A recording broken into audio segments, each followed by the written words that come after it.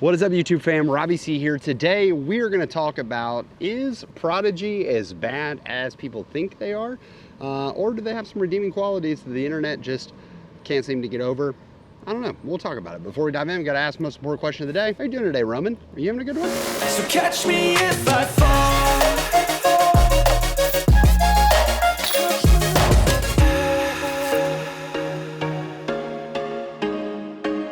All right, so at the date of recording this, it is June 25th. Today, Prodigy announced that Vaino Makala was leaving. Now, this gets into something that I feel about disc golf in general, and that is, I think that people who are a little too close to the sport believe that the casual disc golfer really cares about the Disc Golf Pro Tour, when in reality, I think lots of people on the casual side of things have no idea who half the touring pros are. I would even say probably 90% of the touring pros. So when they heard Vaino Makala, lots of people were like, who's that? But whether you're invested in the pro scene or not, you do know disc manufacturers, and you're getting to know discs because people, your friends might use them. You might have found them around the course when you were playing, you found a lost disc. But Prodigy is a manufacturer who's been around for over a decade now and has gotten a really bad rap for their existence inside of the sport. And while they haven't done themselves a lot of favors, I think that there are really 5 major things that people look at and sort of hold against them, and it's why Prodigy doesn't make a lot of people's bags. So I want to kind of talk about them and see, do I even stand by that, like, those critiques are warranted, or are they a little too much? We'll see. Okay, so we're out here. We are playing George Ward. We'll see how many holes we get through. I'm gonna kind of just run this video until I feel like we've talked about a fair amount of points. The first critique that I think a lot of people have about Prodigy is maybe they're not paying their players enough. Maybe they aren't treating their players well enough, which is a common critique. And so for the people that are invested in the Pro Tour and they are trying to find that, how do they really actually treat their players? And I think for a lot of players who are in COVID, they forget about kind of the history of Prodigy and what Prodigy did to the pro scene when they first got in. We're gonna play the Silver Baskets 224 feet. I've got only Prodigy molds with me today. This Deathly Hollows A3 and the 500, 400 glow, and then a PA3 in the 300 plastic. So we're gonna go the PA3 first. Actually got to throw it at the basket. I got scared to pull it over there, so we're gonna go there and then pull this wider. Okay, yeah, that's just as overstable as I thought. That left us a little putt. We'll pick up the PA3 and drain a putt. So when it comes to paying players, I think what people don't know is that early on when Prodigy entered the disc golf scene, what they sort of made a name for themselves was actually paying players more than anyone else was paying. This is why you had Paul Ulibarri join the team. This is why Jeremy Colling was on Team Prodigy. You had even Ricky Wysocki was on Team Prodigy for a little bit. In an era of disc golf where no one was really paying their players, Prodigy came in and changed the game to say, hey, we're gonna pay players and we're gonna make them professional athletes and give them some like comfortable money so that they don't have to live necessarily tournament to tournament praying to cash. Now, notably, this was early on in Prodigy's career as a company, and a lot of capital had to be used to generate that sort of push or that that vibe. Putting with PA3s, let's see. Yep. But because that was what was being pushed, they had a lot of capital to work with. Now, we go to the modern landscape where you have even the reason for this video of people being like, I don't really want to throw Prodigy. That creates a business issue. You see, for a company to function, they need capital, they need support. And so Prodigy started paying players and doing all of this. Well, then obviously people started not necessarily throwing or buying their plastic anymore. Pros started moving away. Well, they had big contracts. They had a big contract with Kevin Jones, and we've seen players walk away from Prodigy in the last few years. Chris Dickerson walked away, Katrina Allen walked away. There are notable players still, you know, trying to grow the brand. But if people aren't buying their discs and they're falling lower in the market, unfortunately, it gets really hard to continue to play players, because then you're making bad business decisions to try to secure talent to push your brand. And we're seeing that, I don't know that paying the big names was necessarily moving the needle for Prodigy. So should Prodigy invest in other players and kind of risk it? I'm not entirely too sure. So I think that the recent leaving of Kevin and Vaino is that they couldn't afford to pay them anymore. And they had outs and clauses and things like that. They had to, that were saying, hey, if you don't perform to this level, we have the right to cut you. So rather than carrying dead weight, they can invest in hopefully the product and the future of the sport, rather than having to say, let's continue to spend money on pros that aren't selling discs for us. Going with a Kale LaVisca M4 in the 400G plastic.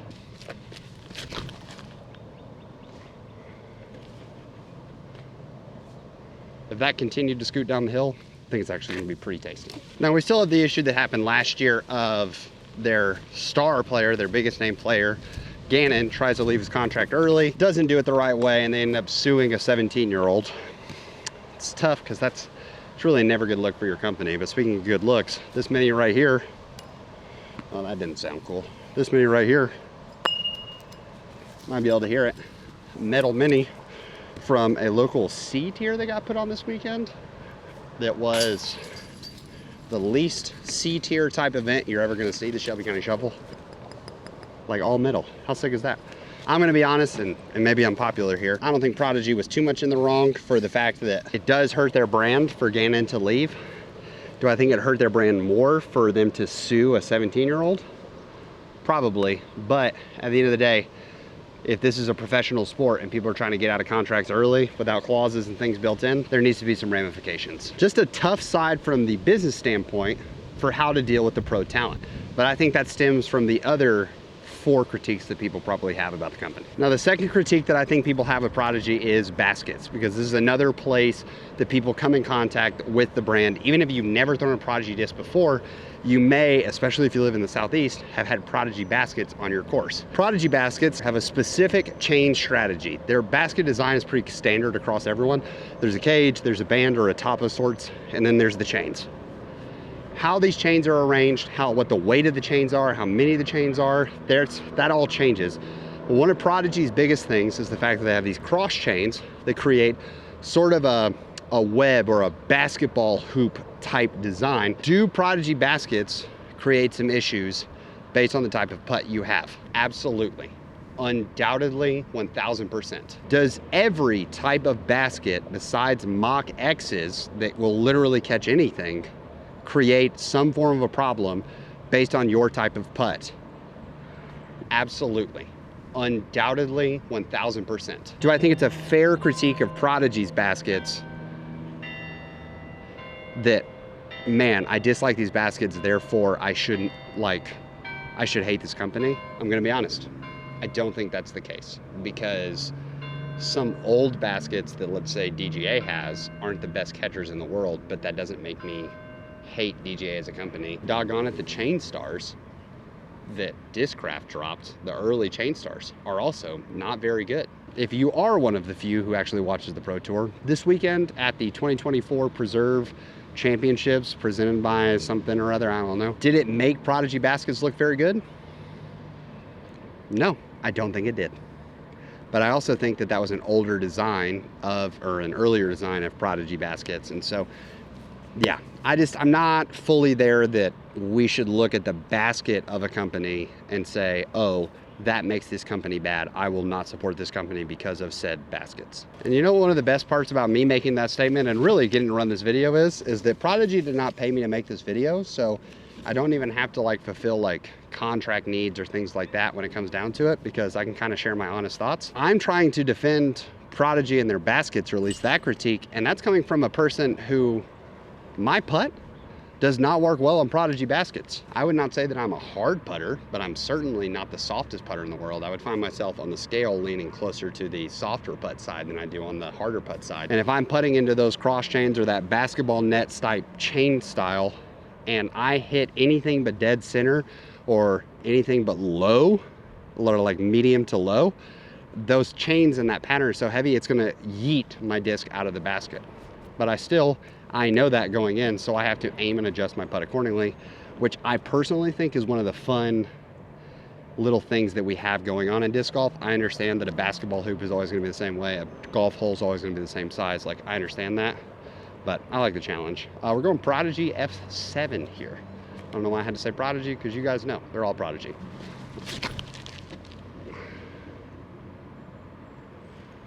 I probably was in the way for that, so that's my bad, viewers, but I love that that disc, I can throw on a little bit of hyzer and it just stands up and turns the whole way. Now, let's talk about another issue that people have, and that is the powder that ends up on the discs. I'm gonna give this a little soft run right here.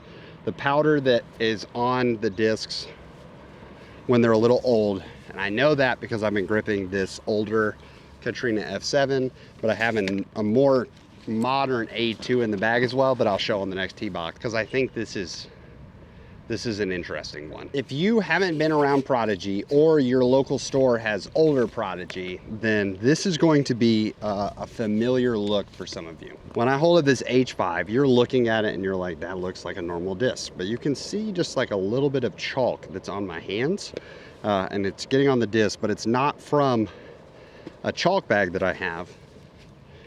It actually comes from this disc right here. You can see that there's chalk on this disc. I didn't run this A2 through chalk.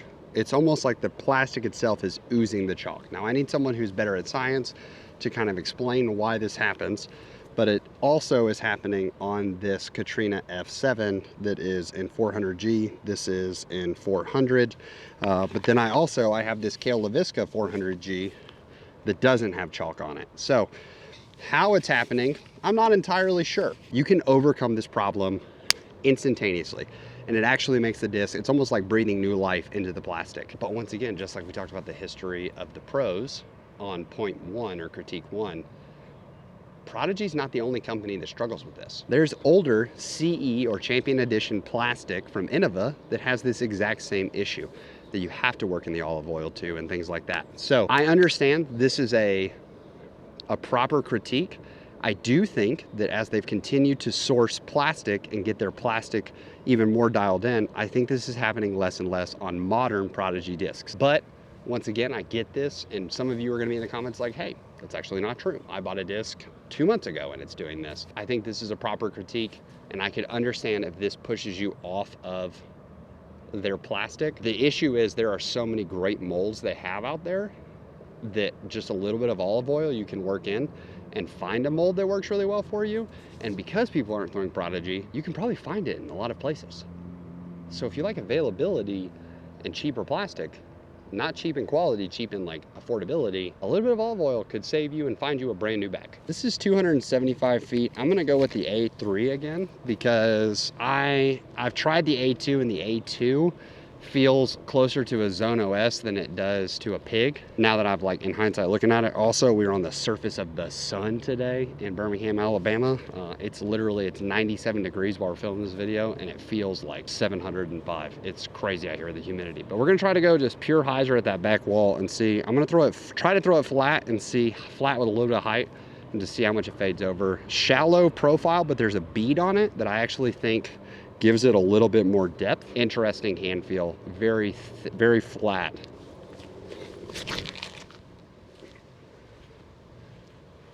Okay, that was my worry. She went OB. I didn't hang her wide enough, and she is pretty stable. Premium plastic. That's nice. So you trickled out right here, buddy.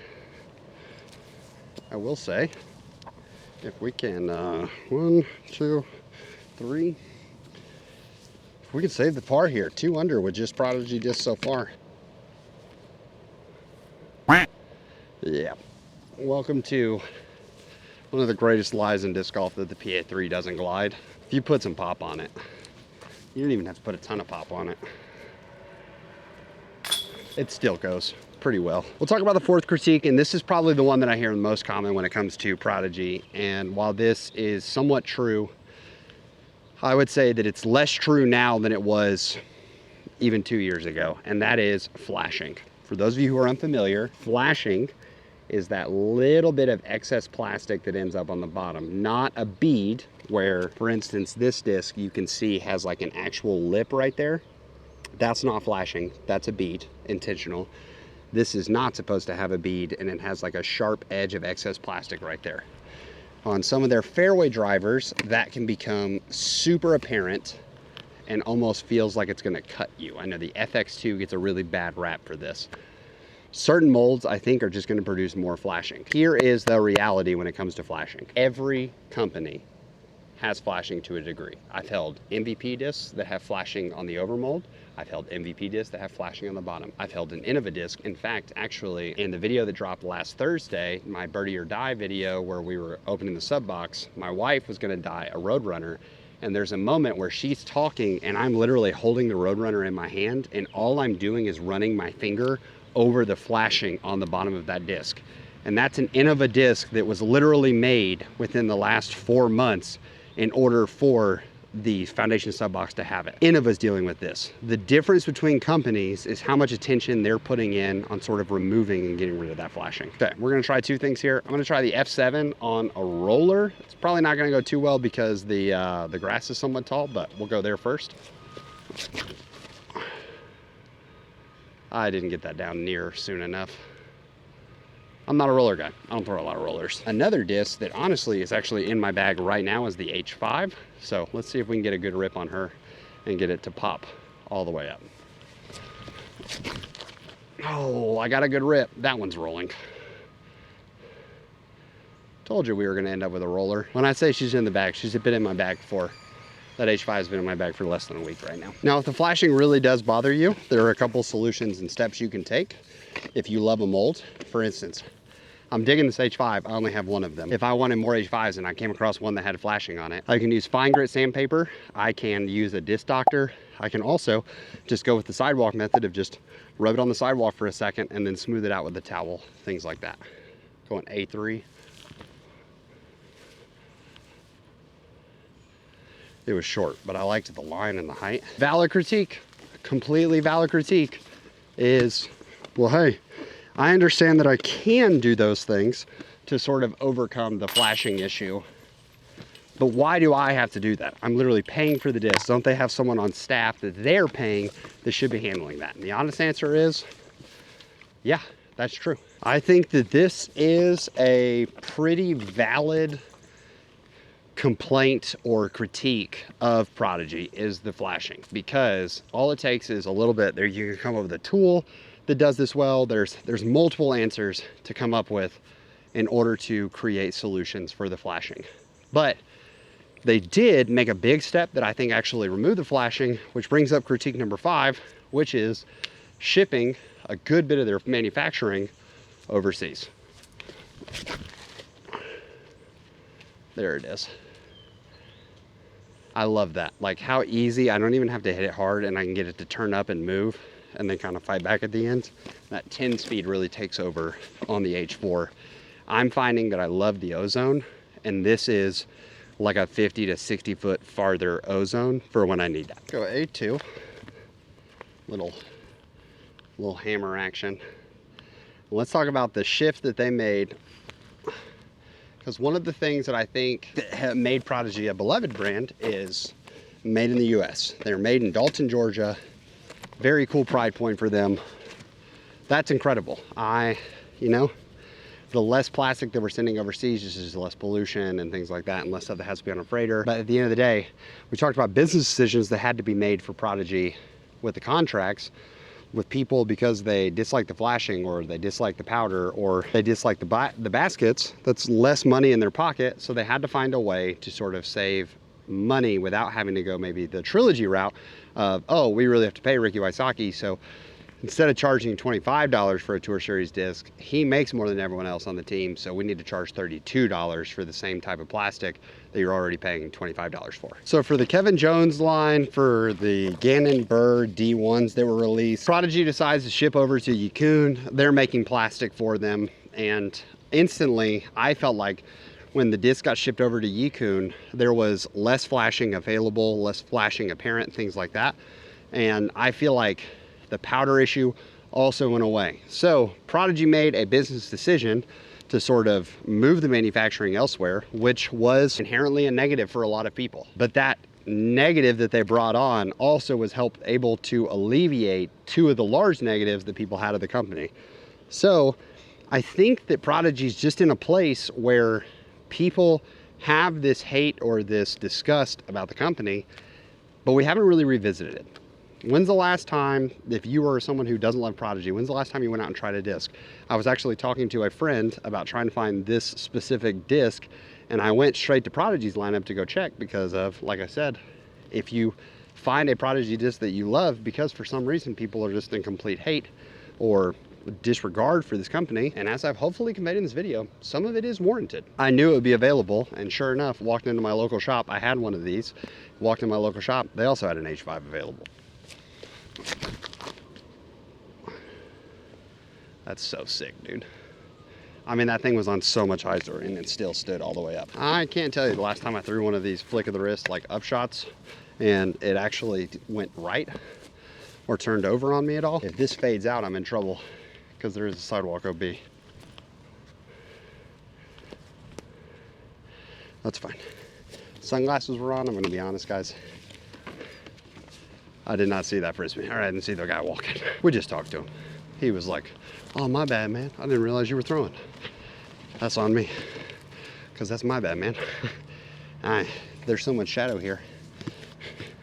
He was hidden behind those trees, and I did not see him. That is my bad. So all in all, where do I stand on the 5 Prodigy critiques? When it comes to the pros, I understand. I understand that they're making business decisions so that they can stay functional as a company. When it comes to the baskets, I think that, you know, every basket has flaws and certain putts are just gonna work better on other baskets. And I love the adjustment and the change. There are baskets that I don't like. I've noted them on video. They get in my head. But I think that's part of the mental challenge that is putting already. Where do I stand on the sort of clay or the chalk? That's a tough look. And unfortunately, it's not just them, but they are the primary features there. And then the flashing, everybody's got flashing. If they're running premium plastic discs, base plastic discs, everybody has flashing. I don't care what company it is. Some companies just do a better job of fixing it before it gets in the hands of the consumer. And that is definitely a valid critique. And then, am I upset that they're shipping stuff overseas? Sure, I totally get that. But in light of the middle 3, something had to break somewhere. So I would love to know here in the comments, what do y'all think about these 5 critiques? I actually think it'd be cool if there was like some longer comments on this and there was some actual kind discourse happening in the comments of like, totally understand this, or like, talk to me about your experiences with Prodigy, because I think that this company is doing everything it can to stay afloat. And it would be crazy to lose one of the like major manufacturers post-COVID. We're gonna go A3. I'm really intrigued by this disc. You guys might see the A3 in a few more videos coming up soon because this disc is super intriguing to me. 262 feet. We're gonna try to see if we can't hang it out over this tree to the left and let it crash in. Oh, she's stable. Okay. She's really stable. Got us in the hand through. I'm so afraid of the yoinks and the grip locks. The grip locks got in my head for so long. It's why New London, if you ever see me on Foundation video, we're almost always at New London. And part of me thinks it's because the guys like to see me squirm. So with almost the entire right side being OB, I'm just so afraid of the grip locks that I'm early releasing everything. It's become my miss and it's a bit of a bummer. But what's not a bummer, I think Prodigy makes some great plastic, some great discs.